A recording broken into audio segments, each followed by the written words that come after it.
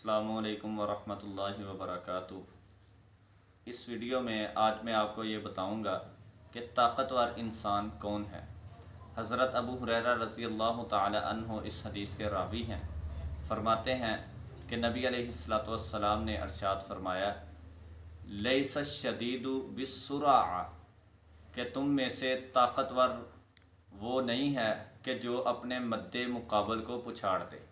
صحابہ اکرام نے سوال کیا کہ اے اللہ کے نبی جناب محمد الرسول اللہ صلی اللہ علیہ وسلم، تو پھر طاقتور کون ہے؟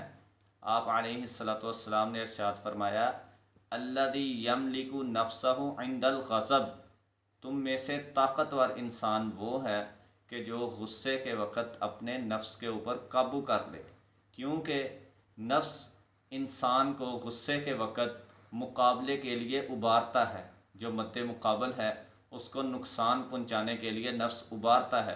تو نبی علیہ الصلوۃ والسلام نے فرمایا کہ ایک مومن کی نشانی، اس کے طاقتور ہونے کی نشانی یہ ہے کہ وہ اپنے غصے کے اوپر کنٹرول کرے تاکہ شیطان اس سے دور ہو جائے اور اپنے مد مقابل کو ہر طرح کے نقصان سے وہ محفوظ کر لے۔ وما علینا الا البلاغ المبین۔